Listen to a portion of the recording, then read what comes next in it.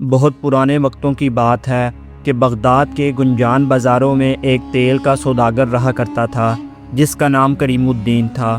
کریم الدین اپنی کنجوسی اور چلاکی کی وجہ سے پورے شہر میں مشہور تھا۔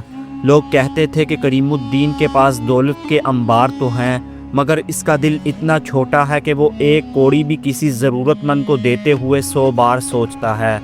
اسی شہر میں ایک مزدور رہا کرتا تھا جس کا نام صادق تھا۔ صادق جتنا غریب تھا اس کا دل اتنا ہی بڑا اور ایمان اتنا ہی مضبوط تھا۔ وہ سارا دن سخت محنت مزدوری کرتا اور جو چند سکے اسے ملتے اس میں وہ اپنا اور اپنے بوڑھے والدین کا پیٹ پالتا تھا۔ ایک دن کی بات ہے کہ کریم الدین کے گودام میں تیل کے سینکڑوں مٹکے بھرے پڑے تھے اور اسے ایک ایسے ایماندار آدمی کی ضرورت تھی جو ان مٹکوں کو دور دراز کے ایک دوسرے شہر تک بحفاظت پہنچا دے۔ کریم الدین نے بہت سے لوگوں کو آزمایا مگر اسے کسی پر یقین نہیں آتا تھا، کیونکہ اسے لگتا تھا کہ ہر انسان اس کی دولت لوٹنے کے چکر میں ہے۔ اتفاق سے ایک شام جب صادق مزدوری کی تلاش میں بازار سے گزر رہا تھا تو کریم الدین کی نظر اس پر پڑی۔ اس نے صادق کے چہرے کی معصومیت اور اس کے کام کرنے کے انداز کو دیکھا تو اسے محسوس ہوا کہ شاید یہ وہی شخص ہے جس پر بھروسہ کیا جا سکتا ہے۔ کریم الدین نے اسے بلا کر کہا، دیکھو بھائی، اگر تم میرے تیل کے مٹکے دوسرے شہر تک صحیح سلامت پہنچا دو تو میں تمہیں اتنی اجرت دوں گا کہ تمہارے گھر کے حالات بدل جائیں گے۔ صادق جو کہ فاقہ کشی سے تنگ تھا، اس نے اللہ کا نام لے کر یہ کام قبول کر لیا۔ کریم الدین نے اسے 40 مٹکے دیے اور کہا، یاد رکھنا ان میں سے ایک قطرہ بھی ضائع نہیں ہونا چاہیے۔ صادق نے تپتی دھوپ میں اپنا سفر شروع کیا۔ وہ رستے میں تھک کر چور ہو جاتا مگر مٹکوں کی حفاظت میں کوئی کمی نہ آنے دیتا۔ رستے میں اسے کئی مسافر ملے جو پیاس سے نڈھال تھے اور کچھ ایسے بھی ملے جنہوں نے اسے لالچ دینے کی کوشش کی کہ وہ ایک مٹکا بیچ کر پیسے آدھے آدھے بانٹ لیں، مگر صادق کا جواب ایک ہی تھا، یہ کسی کی امانت ہے اور میں اپنی آخرت کو ایک مٹکے کے بدلے نہیں بیچ سکتا۔ اس طویل سفر کے دوران ایک رات اسے جنگل میں قیام کرنا پڑا جہاں سردی کی لہر بہت تیز تھی۔ اس نے آگ جلانے کے لیے کچھ لکڑیاں جمع کی اور وہیں ایک مٹکے کے سہارے بیٹھ گیا۔ اسے محسوس ہوا کہ ایک مٹکے کے اندر کچھ عجیب سی آوازیں آ رہی ہیں، جیسے اس کے اندر تیل کے علاوہ کچھ اور بھی موجود ہو۔ اس کا جی چاہا کہ وہ مٹکا کھول کر دیکھے، مگر اس نے اپنے نفس پر قابو پایا اور سوچا کہ امانت میں خیانت کرنا گناہ ہے۔ اگلی صبح جب وہ دوسرے شہر پہنچا تو حیران ہوا کہ کریم الدین وہاں پہلے سے موجود تھا۔ کریم الدین نے مٹکوں کا معائنہ شروع کر دیا۔ اس کی آنکھیں چمک رہی تھی مگر وہ چمک خوشی کی نہیں بلکہ کسی بڑے مکر کی تھی۔ اس نے مٹکوں کو گننا شروع کیا اور پھر اچانک ایک چیخ ماری اور کہا، اے چور، تم نے تو میرا سب کچھ ہی لوٹ لیا ہے۔ کریم الدین کی یہ دھاڑ سن کر صادق کے پیروں تلے سے زمین نکل گئی۔ اس کا رنگ زرد پڑ گیا اور وہ ہکلاتے ہوئے بولا، مالک، یہ آپ کیا کہہ رہے ہیں؟ میں نے تو اپنی جان پر کھیل کر ان مٹکوں کی حفاظت کی ہے۔ میں نے تو رستے میں پیاس کی شدت کے باوجود ان مٹکوں کو ہاتھ تک نہیں لگایا۔ مگر کریم الدین نے غصے سے دل ملاتے ہوئے کہا، تم جھوٹ بولتے ہو۔ ان 40 مٹکوں میں سے 2 مٹکے ایسے تھے جن کے نچلے حصے میں میں نے سونے کی اشرفیاں چھپائی تھی تاکہ وہ دوسرے شہر میں میرے کاروبار کے کام آ سکیں، مگر اب جب میں نے انہیں دیکھا ہے تو وہ اشرفیاں غائب ہیں۔ تم نے میری امانت میں خیانت کی ہے اور میری سالوں کی کمائی پر ہاتھ صاف کیا ہے۔ صادق یہ سن کر سکتے میں آ گیا۔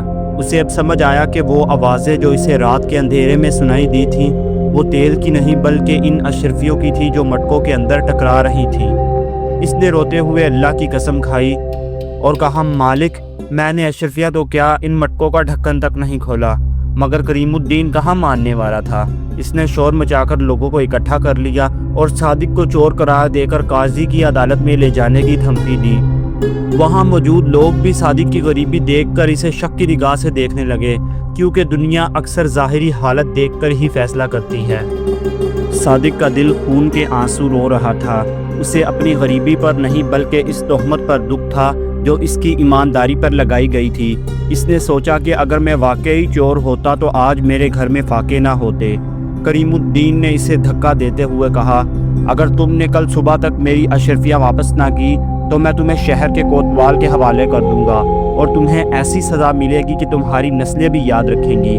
صادق اس بھری محفل میں ذلیل و خوار ہو کر ایک مسجد کے کونے میں جا بیٹھا۔ اس کی آنکھوں میں آنسو تھمنے کا نام نہیں لے رہے تھے۔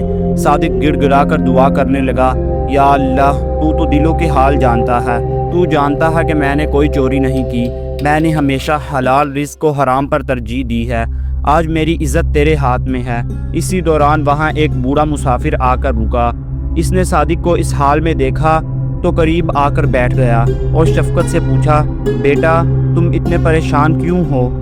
صادق نے اپنی پوری داستان اس بوڑھے کو سنائی۔ وہ بزرگ خاموشی سے سنتا رہا اور پھر مسکرا کر بولا، بیٹا صبر کرو، اللہ کبھی اپنے ایماندار بندوں کو رسوا نہیں کرتا۔ تم ہمت نہ ہارو اور کل قاضی کی عدالت میں جاؤ، اللہ تمہارے لیے کوئی نہ کوئی رستہ ضرور نکالے گا۔ بزرگ کی باتوں سے صادق کے دل کو تھوڑا سا سکون ملا، لیکن دوسری طرف کریم الدین اپنے کمرے میں بیٹھا اکیلا ہنس رہا تھا۔ یہ سب اس کا ایک مکارانہ منصوبہ تھا تاکہ وہ صادق کو چوری کے الزام میں پھنسا کر اس سے مفت کام بھی لے سکے اور اسے شہر سے نکلوا کر اس کی چھوٹی سی زمین پر قبضہ بھی کر لے۔ کریم الدین اپنی کامیابی پر بہت خوش تھا، مگر وہ یہ بھول گیا تھا کہ ایک اور ذات بھی ہے جو سب دیکھ رہی ہے اور جس کے ہاں دیر ہے اندھیر نہیں۔ اگلی صبح جب سورج کی پہلی کرن نے شہر کے میناروں کو چھوا تو عدالت میں لوگوں کا ایک ہجوم اکٹھا ہو چکا تھا۔ ہر کوئی اس انوکھے مقدمے کے بارے میں جاننا چاہتا تھا کہ ایک غریب مزدور نے اتنے بڑے سوداگر کی امانت میں خیانت کیسے کی۔ قاضی صاحب اپنی مسند پر تشریف فرما ہوئے اور کریم الدین سوداگر کو اپنا بیان ریکارڈ کروانے کا حکم دیا۔ کریم الدین نے بڑے ہی مظلومانہ انداز میں جھوٹ بولنا شروع کیا اور کہا، علی جا، میں نے اس شخص پر بھروسہ کیا اور اسے اپنا مال سونپا۔ میں نے اسے وہ مٹکے دیے جن میں میری زندگی بھر کی جمع پونجی یعنی سونے کی اشرفیاں چھپی ہوئی تھی، مگر اس نے رستے میں کہیں مٹکوں کے پیندے کاٹ کر وہ سونا نکال لیا اور اب یہ صاف مکر کر رہا ہے۔ قاضی صاحب نے صادق کی طرف دیکھا جو سر جھکائے کھڑا تھا۔ قاضی صاحب نے پوچھا کہ کیا تمہیں اپنے دفاع میں کچھ کہنا ہے؟ صادق نے کانپتی ہوئی آواز میں کہا کہ حضور، میں ایک غریب آدمی ضرور ہوں، مگر میرا ایمان بکاؤ نہیں ہے۔ میں نے ان مٹکوں کی حفاظت ایسے کی ہے جیسے کوئی اپنے بچوں کی حفاظت کرتا ہے۔ میں نے تو کبھی سونے کی اشرفی کی چمک تک نہیں دیکھی، تو میں انہیں چرانے کا سوچ بھی کیسے سکتا ہوں؟ قاضی صاحب ایک تجربہ کار انسان تھے۔ انہوں نے غور کیا کہ کریم الدین کی باتوں میں اعتماد تو ہے، مگر اس کی آنکھوں میں وہ سچائی نہیں جو ایک مظلوم کی آنکھوں میں ہوتی ہے۔ انہوں نے حکم دیا کہ وہ 40 کے 40 مٹکے عدالت میں پیش کیے جائیں۔ جب وہ مٹکے لائے گئے تو قاضی صاحب نے ان کا بریک بینی سے معائنہ کیا۔ مٹکے اوپر سے بالکل بند تھے اور ان پر لگی مہریں بھی سلامت تھیں۔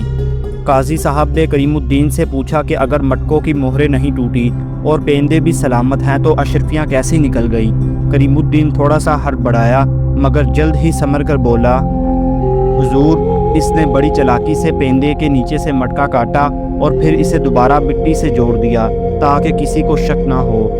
قاضی صاحب نے مٹکوں کو الٹ پلٹ کر دیکھا تو واقع ہی 2 مٹکوں کے نیچے مٹی کے تازہ نشان موجود تھے۔ یہ دیکھ کر صادق کے ہوش اڑ گئے۔ وہ سمجھ گیا کہ یہ سب کریم الدین کی اپنی کارستانی ہے۔ اس نے خود ہی مٹکوں کو نقصان پہنچایا تاکہ اسے مجرم ثابت کر سکے۔ قاضی صاحب نے کچھ دیر سوچا اور پھر ایک عجیب حکم دیا۔ انہوں نے کہا کہ شہر کے سب سے بڑے تیلی کو بلایا جائے جو تیل کی پرکھ جانتا ہو۔ جب تیلی حاضر ہوا تو قاضی صاحب نے اس سے کہا، ان مٹکوں میں موجود تیل کا معائنہ کرو اور بتاؤ یہ تیل کتنا پرانا ہے۔ تیلی نے تیل کو سونگھا، اسے چکھا اور پھر حیرت سے بولا، حضور، یہ تیل تو صرف 2 دن پرانا ہے، جبکہ سوداگر کا کہنا ہے یہ سفر 15 دن کا تھا۔ اس کا مطلب ہے یہ تیل اس شہر میں پہنچنے کے بعد ان مٹکوں میں بھرا گیا ہے۔ در حقیقت کریم الدین نے خود ہی رات کے اندھیرے میں مٹکوں کے پیندے کاٹ کر ان میں سے اشرفیاں نکال لی تھی اور پھر اس خوف سے کہ کہیں مٹکے خالی نہ لگے یا ان کا وزن کم نہ ہو جائے، اس نے پرانا تیل نکال کر اس میں شہر سے خریدا ہوا تازہ تیل بھر دیا۔ اسے لگتا تھا اس کی یہ چالاکی کسی کی پکڑ میں نہیں آئے گی۔ یہ سنتے ہی کریم الدین کے چہرے پر ہوائیاں اڑنے لگی اور اس کے ماتھے پر پسینہ آ گیا۔ قاضی کا لہجہ اب سخت ہو چکا تھا۔ انہوں نے کریم الدین کی آنکھوں میں آنکھیں ڈال کر پوچھا کہ سچ بتاؤ، ماجرا کیا ہے؟ کریم الدین نے لاکھ کوشش کی کہ وہ اپنی بات پر قائم رہے، مگر سچائی کے سامنے جھوٹ کے پاؤں نہیں ٹکتے۔ قاضی صاحب نے حکم دیا کہ کریم الدین کے گھر کی تلاشی لی جائے۔ جب سپاہی اس کے گھر پہنچے تو وہاں سے وہ اشرفیاں برآمد ہوئی جو اس نے صادق پر چوری کا الزام لگانے کے لیے چھپائی ہوئی تھی۔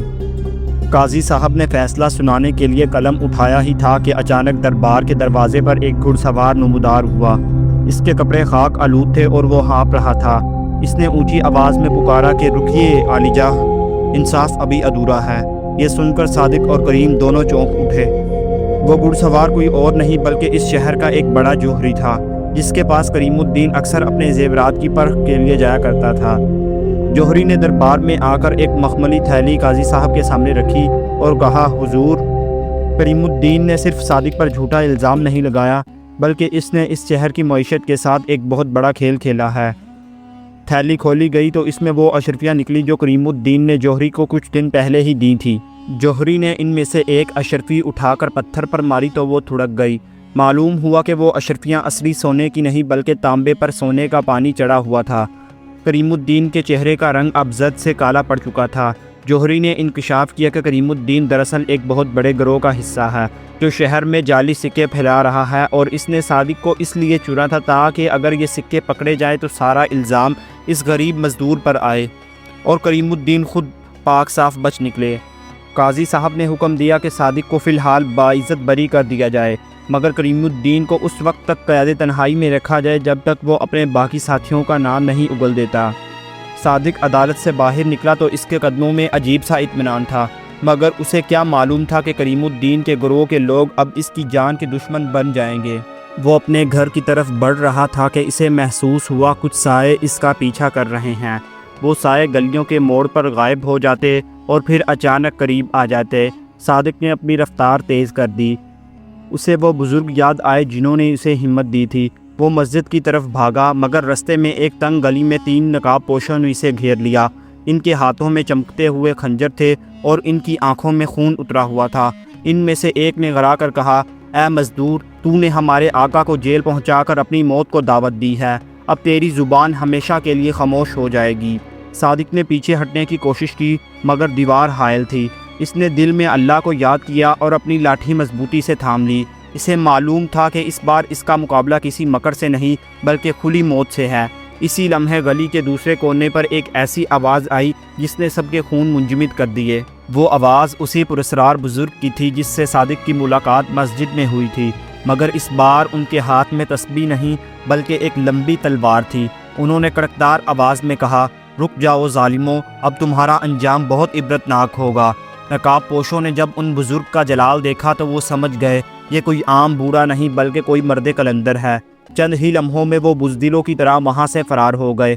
بزرگ نے صادق کے سر پر ہاتھ رکھا اور کہا، بیٹا، حق کی راہ میں کانٹے تو ہوتے ہیں مگر منزل ہمیشہ خوبصورت ہوتی ہے۔ اگلے ہی دن خلیفہ وقت کے دربار میں شاہی منادی ہوئی کہ صادق کو فوراً دربار میں حاضر کیا جائے۔ جب صادق شاہی ایوان میں داخل ہوا تو حیران ہو گیا۔ وہ بوڑھا بزرگ کوئی اور نہیں بلکہ خود خلیفہ وقت تھے جو بھیس بدل کر اپنی رعایا کا حال جاننے نکلتے تھے۔ انہوں نے فرمایا، اے صادق، ہم نے تمہاری پیاس، بھوک اور تمہارے اس مضبوط ایمان کو دیکھ لیا ہے۔ تم نے تیل کے مٹکوں کی حفاظت کر کے ثابت کیا کہ سچا مزدور کسی بادشاہ سے بھی زیادہ غیرت مند ہوتا ہے۔ خلیفہ نے حکم دیا کہ کریم الدین کے تمام گودام، اس کے تیل کے کارخانے صادق کے حوالے کر دیے جائیں اور کریم الدین کو تا حیات کال کوٹری میں بند رکھا جائے۔ صادق کی زندگی اب ایک ایسا سمندر بن چکی تھی جس میں سکون ہی سکون تھا۔ وہ اکثر اپنے ہاتھ میں ایک تیل کا چھوٹا سا مٹکا رکھتا تھا تاکہ اسے یاد رہے وہ کہاں سے آیا ہے اور اس کی اصل اوقات کیا ہے۔ اگر آپ کو صادق کی ایمانداری پسند آئی ہو تو ویڈیو کو لائک کریں اور کمنٹس میں بتائیں، کیا آپ کی زندگی میں بھی کوئی ایسا کریم الدین آیا ہے جس نے آپ کی ایمانداری پر تہمت لگائی ہو اور اس کا انجام کیا ہوا؟ ایسی ہی مزید سبق آموز داستانوں کے لیے ہمارے چینل کو سبسکرائب کرنا نہ بھولیں۔